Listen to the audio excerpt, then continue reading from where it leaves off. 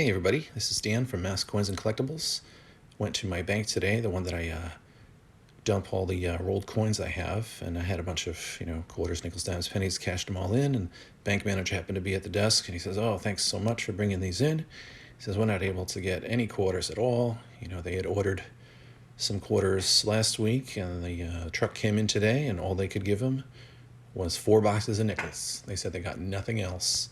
He said it's going to take forever for them to get rid of these nickels, so they agreed to sell me 2 boxes, so I was pretty happy with that. So I don't know if they're customer wrapped or if they're bankrolled. I'm hoping they're all bankrolled, but I will open these all up and bring you in after my first find. Okay, we're on roll number 3, and this is a well-circulated box, lots of coins from the 60s to the present. And I've just flattened this out, and I saw something interesting. That, my friend, I believe, right here, is a buffalonickel. And sure enough, there it is. Let's see. Your mint mark? No, I don't see one, but let's see if there's a date on this. 37.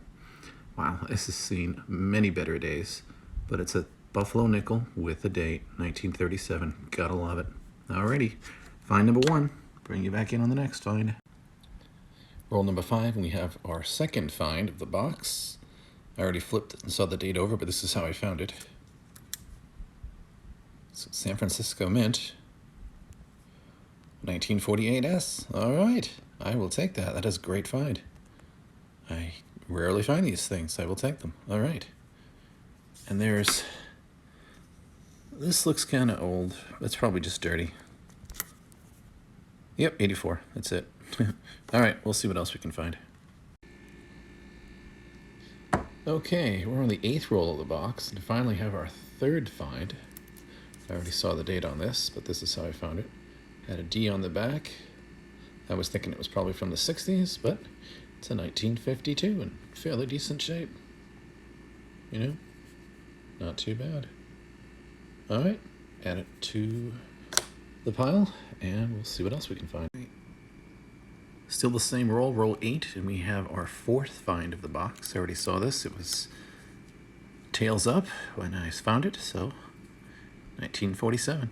All right, we'll take it. Okay, roll 10, and we have our 5th find of the box. This is facing tails up, so I already flipped it and found out what it was. It has a D on the back. It's a 54D.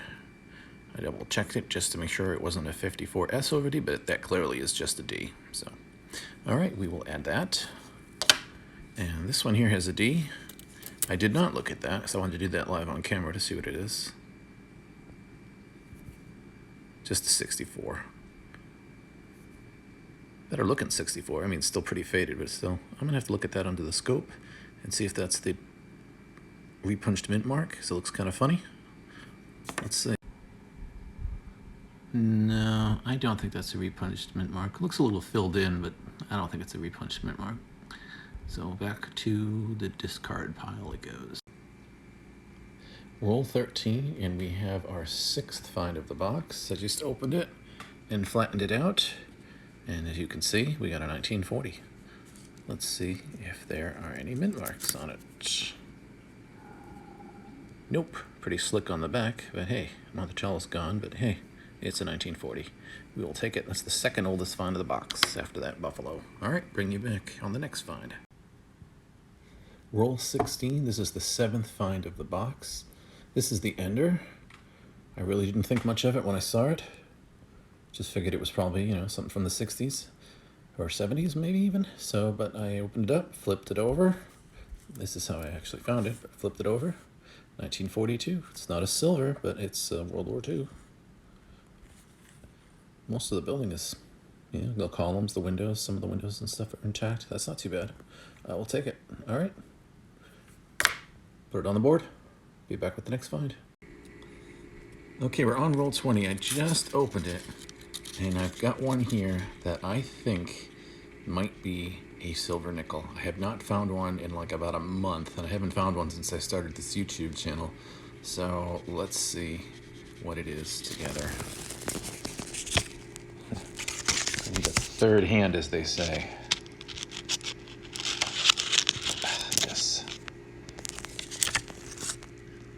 It's a pretty slick filly. Let's see what year. A 44 filly. All right. I will take it. That's the first, and that's definitely going in the book. So now we've got 2 for the book. Excellent. And then the previous roll 19, I actually found in 1957. Denver. So I believe that's the first 50. No, that's the second for the 50s. So that's cool. All right, I want to crack open the rest of this roll and go on to the rest, bringing you on the next find. Roll 21, and we have another find. This is a pretty beat up. I was expecting it to be from like the 70s or something, but it's actually a 1941. Very beat up. Somebody like painted it red or something at one point too. No mint mark. So this is roll 21. Roll 20, in addition to that, silvernickel also had this 1959. Denver. Cool. All right, let's see. That's a 64.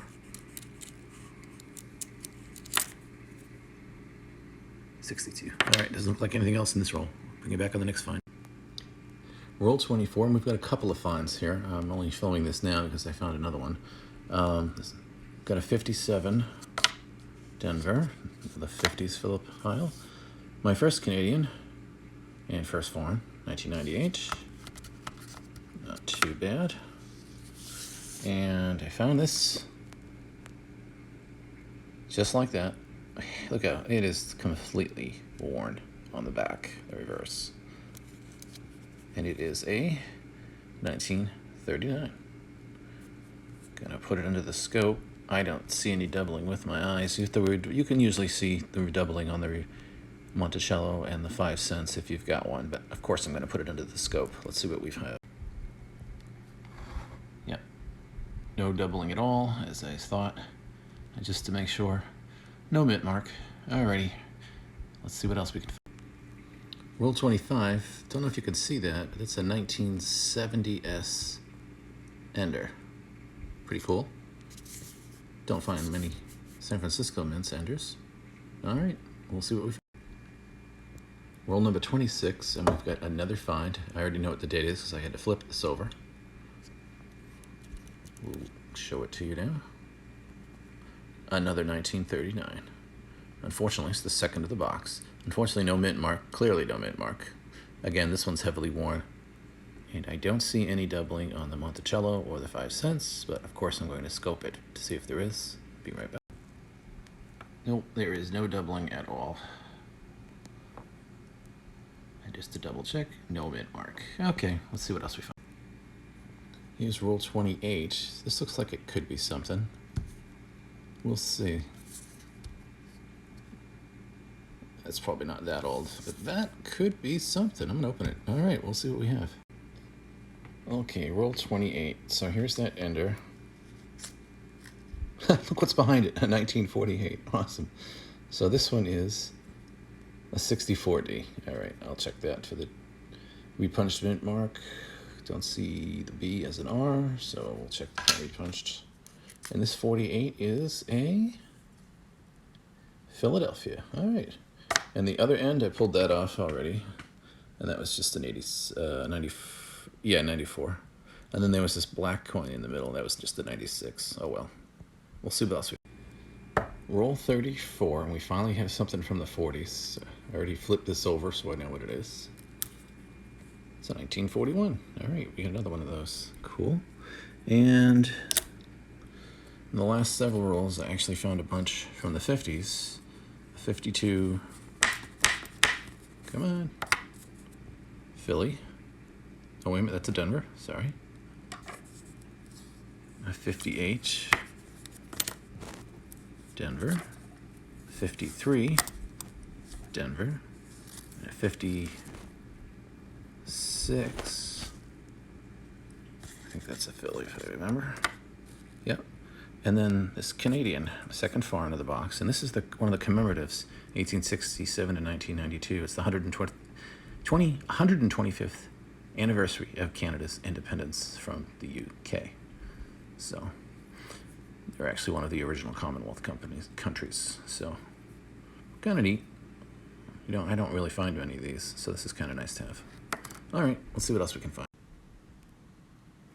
Roll 35, and we've got another 1942. I don't know. Something tells me this isn't silver. It just doesn't quite look right. But I've been wrong before. I know, don't be shocked, but it has been before. Oh, I wasn't wrong. I was right. Okay, 42, Philadelphia, no silver. All right, we'll see what else we can find. Roll 38. This looks like it could be something, I'm not sure, but you never know. And that kind of does too. Could have a double ender, could be nothing. It's probably nothing. We'll see. If it's something, I'll bring you back. If not, it was nothing. Okay, roll 40, and we've got another find, another 1947. No mint mark. It's red. I don't know what happened to it, but hey, we'll take it. And the last couple of rolls, found a few more from the 50s. 57 Philly, heavily worn, and a 58 Denver. All right, heavily worn as well. All right, add them to the stack, and we'll see what else we can find. Okay, it's been a few rolls. We're up to roll 45 now, and I already know the date because I flipped this over, but this is how I found it. And it is a 1947. We get another one of those. That's like the third one, I believe. So, alrighty. And previous rolls got me some more from the 50s. A 57 and a 59. When I first saw it, the 59, it's actually not too bad a shape. It's kind of worn, but not too bad. I saw the D on that. I'm like, okay, whatever. Flipped it over, and you look quick, and you always swear that 5 is a 3 sometimes, you know? So I thought that was a 39D for a moment there, but it's just the 59. Okay, we'll see what else we can find. Roll 47, we get another find here. 1946. That is a 6. Yes, it is. Okay. Ooh, we got a Denver. Nice. I never find these with mint marks. They're always just Philadelphia's. To get one with a Denver, for me, it's been a long time. So I'm happy with that. All right. Plus, I'm sure that I need that for the book. That's another fill. That's like 3 fills from this book so far. Cool.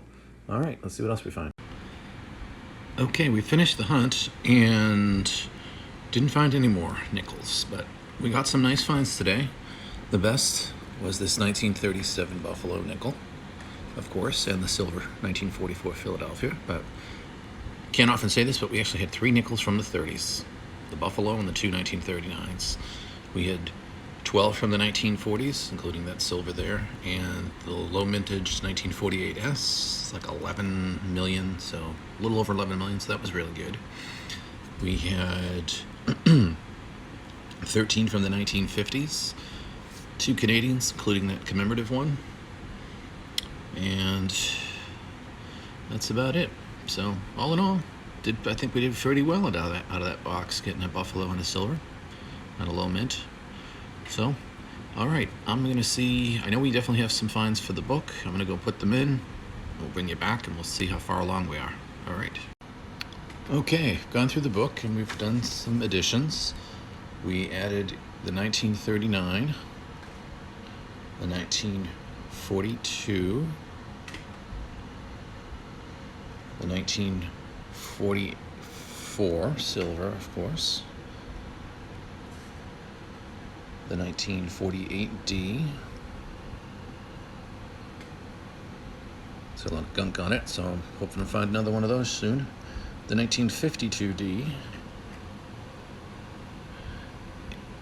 and the 1956. Those are additions. And the upgrades were the 46D,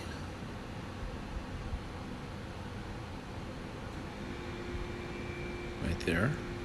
The 47 next to it there, the 52, the 57, and the 59D. Those are upgrades. So all in all, pretty good. Not too bad. We're getting there. We still got a long way to go, but especially with all those silvers and those semi-key dates and key dates. But hey, we're getting there. All right. Well, thank you all for watching. And I know this is a long video. I'm going to go through the second box of nickels pretty soon in a separate video. So if you like my videos, please click the like button, leave comments. I like comments. And if you haven't done so already, please subscribe to my channel. I appreciate it. Thank you for watching.